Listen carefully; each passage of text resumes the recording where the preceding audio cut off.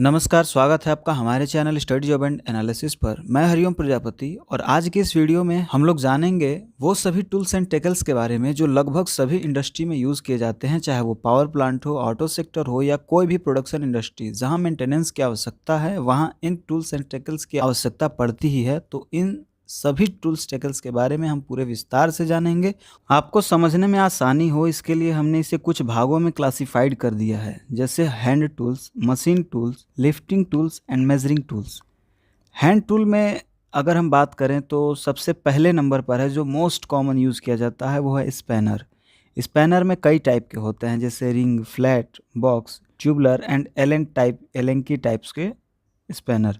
Spanners पर हमने पहले से एक वीडियो बना रखा है, अगर आपने नहीं देखा तो उसका लिंक डिस्क्रिप्शन में है या आप आई बटन पर क्लिक करके भी देख सकते हैं। उसके बाद दूसरे नंबर पर है फाइल्स। फाइल्स में कई टाइप आते हैं, जैसे rectangle, square, triangular, round of और हाफ राउंड। इस टाइप के सारे फाइल्स आते हैं।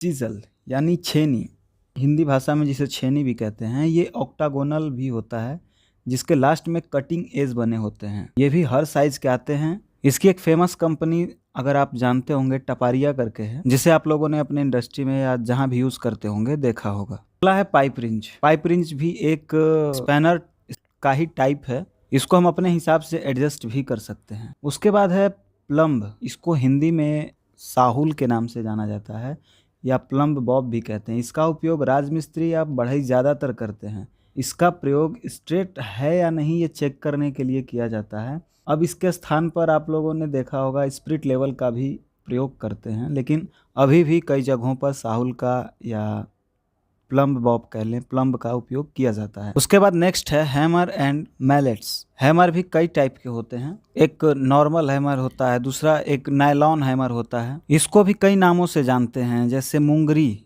एक प्रकार का ये हथौड़ा ही है जो प्रायः रबड़ या लकड़ी का बना होता है। इसे गांव में या नॉर्मल हिंदी के भाषा में उसको मुंगरी कहते हैं। उसके बाद नेक्स्ट है प्लायर, जिसमें कि नोज एंड सर्कल प्लायर भी आते हैं। फिर उसके बाद है सिम कटर। सिम कटर से सिम काटने या पतले कोई भी ऐसे शीट्स होते हैं जिसको कि काटा जाता है, उसे सिम कटर कहते हैं। इसका भी प्रयोग ज़्यादातर क्लैडिंग शीट लगाने में या पतले शीट्स काटने में या सिम काटने में प्रयोग किया जाता है। अगले नंबर पर है हमारा टॉर्क रिंच। टॉर्क रिंच का उपयोग किसी भी तरह के नट बोल्ट को कसने और खोलने के लिए एक स्पैनर के जैसा ही उपयोग करते हैं। अगर किसी नट बोल्ट को ठीक तरह से ना कसा जाए तो पुर्जे उसके ढीले हो जाएंगे और गिर जाएंगे, और अगर किसी नट बोल्ट को ज़्यादा टाइट कर दिया जाए तो उसके थ्रेड्स खराब या फिर टूट जाएंगे और कोई बड़ी दुर्घटना भी हो सकती है।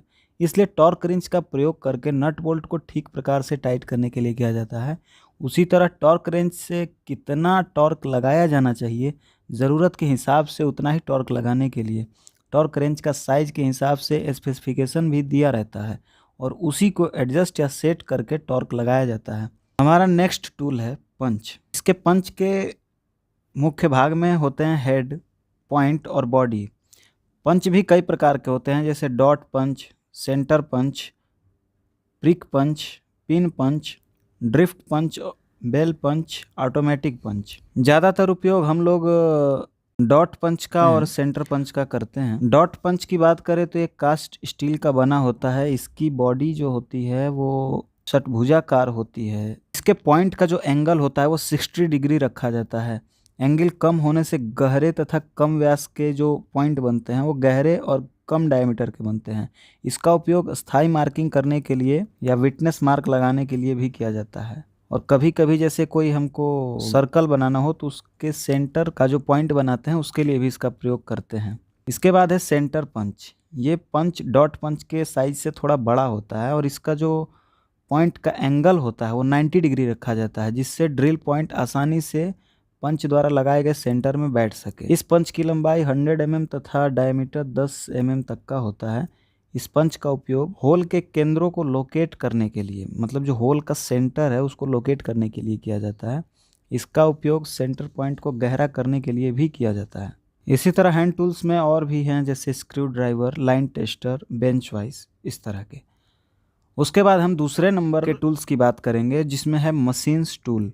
मशीन्स टूल में single phase hand drill machine है, हैंड एंगल ग्राइंडिंग मशीन है। ग्राइंडिंग मशीन में भी कई पार्ट्स आते हैं जैसे AG4, AG5 और AG7। उसी तरह पाइप कटिंग मशीन है। पाइप कटिंग मशीन में ही चॉप सॉ मशीन आता है।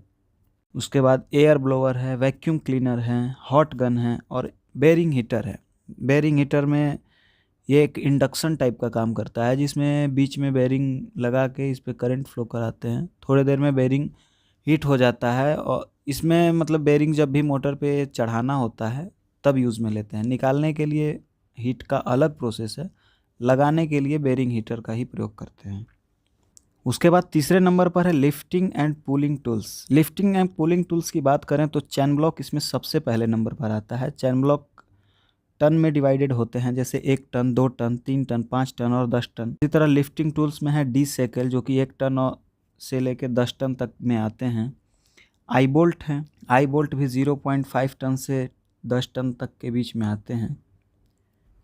ये जो 5 टन और 6 टन है ये आई बोल्ट या चैन ब्लॉक के लोड सहने की क्षमता होती है। इसका लोड टेस्ट भी कराया जाता है। किसी चीज़ को लिफ्टिंग करने के लिए पॉलिस्टर या नायलॉन का लिफ्टिंग बेल्ट्स भी यूज करते हैं। ये भी 1 टन से 10 टन के बीच में आते हैं। चैन पुलर आते हैं, पुली ब्लॉक हो गए, हाइड्रोलिक जैक हो गए, स्क्रेव जैक हो गए, कपलिंग पुलर, जैसे कपलिंग निकालने के लिए भी हम लोग पुलर का यूज़ करते हैं। वायर रोप्स हो गए जो कि 1/2 इंची और 1 इंची से लेकर 5, 10, 12, 16 इस तरह से कई इंची तक के वायर रोप्स भी आते हैं। और लिफ्टिंग एंड पुलिंग टूल्स में सीलिंग्स भी आते हैं। अब सबसे इम्पॉर्टेंट और लास्ट मेजरिंग टूल इंस्ट्रूमेंट, इसकी बात करें तो इसमें सबसे पहले नंबर पर वर्नियर कैलिपर है जो कि आजकल डिजिटल भी आते हैं। अगर क्लासिकल वर्नियर की बात करें तो ये 0 से 150 और 0 से 300 mm तक के होते हैं जिसका कि लीस्ट काउंट 0.02 mm होता है। उसके बाद मेजरिंग टेप आप सभी लोगों ने देखा होगा, 3 मीटर, 5 मीटर और ज़्यादा लेंथ के भी आते हैं जैसे रिक्वायरमेंट होती है। उसके बाद है माइक्रोमीटर। माइक्रोमीटर में inside and outside micrometer screw gauge होते हैं जो कि 0 से 25 mm और 50 से 200 mm तक होते हैं। इसका लीस्ट काउंट 0.01 mm होता है। उसी तरह मेजरिंग टूल्स में डायल गेज सबसे इम्पोर्टेंट, इसका लीस्ट काउंट 0.01 mm होता है। इनसाइड एंड आउटसाइड कैलिपर, इनका भी उपयोग हम इनसाइड और आउटसाइड दोनों का मेज़र लेने के लिए करते हैं। यूटी मशीन यानी अल्ट्रासोनिक थिकनेस चेकिंग मशीन, अगर इसके बारे में नहीं जानते तो इस पर भी एक वीडियो पहले से अपलोड कर रखी है मैंने, उसका टेस्टिंग करके मैंने दिखाया है। उसका वीडियो भी आप लिंक से देख सकते हैं या ऊपर आई बटन पे क्लिक करके देख सकते हैं।